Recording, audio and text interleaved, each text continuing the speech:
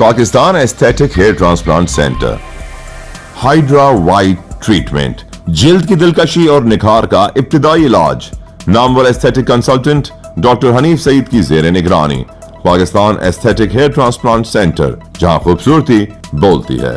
Phone 0341 000 6060 0345 210 5338۔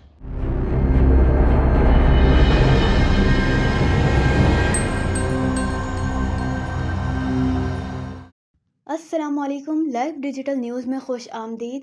آپ نے اب تک ہمارے چینل کو سبسکرائب نہیں کیا ہے تو صحت کی خبروں سے باخبر رہنے کے لیے سبسکرائب اور بیل آئیکن کو پریس کر کے لائک بھی ضرور کر دیں۔ غزہ اسرائیلی حملوں میں مزید 97 فلسطینی شہید، اقوام متحدہ میں جنگ بندی کی صدائیں۔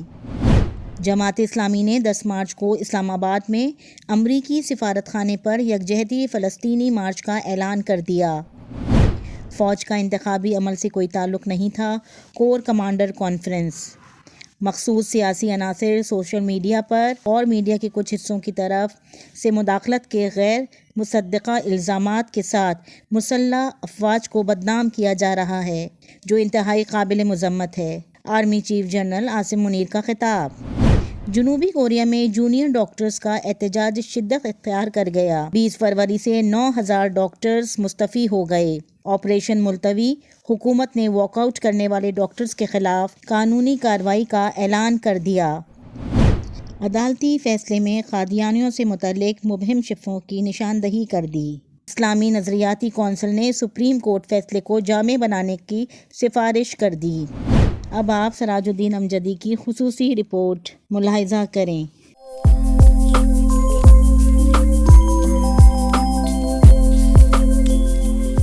السلام علیکم ورحمۃ اللہ وبرکاتہ۔ میں ہوں سراج الدین امجدی۔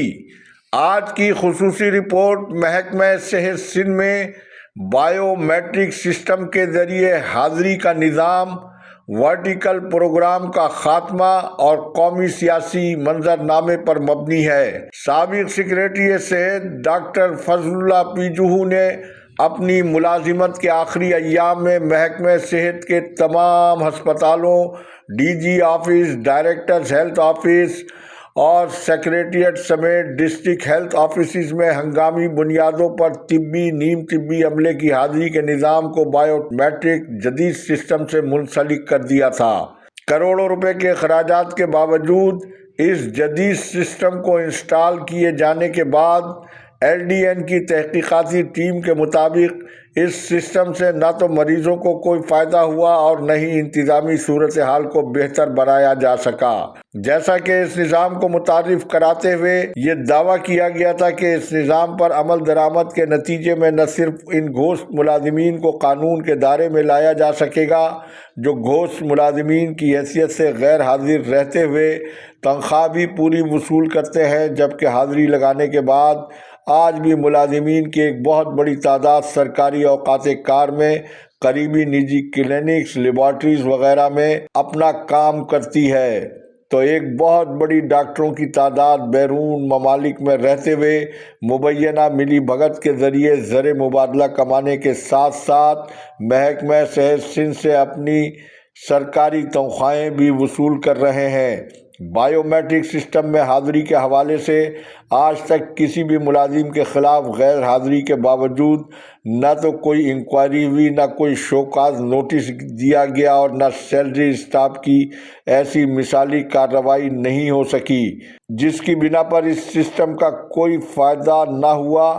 اسی طرح سے عمودی پروگرام کو تحلیل کرتے ہوئے یہ سہولیات directors health services, district health administration کے ذریعے ان عمودی پروگرام کی سہولیات کو نچلی سطح تک منتقل کرنے کا جو دعویٰ کیا گیا تھا، لیکن عملی طور پر ایسا کچھ نہیں ہو سکا، بلکہ الٹا ٹی بی، ملیریا، ایڈز اور دیگر بیماریوں کے حوالے سے مذکورہ سہولیات صرف کاغذات تک محدود ہو گئی ہیں اور ان بیماریوں کے مستقل مریض در بدر بلکہ رل گئے ہیں۔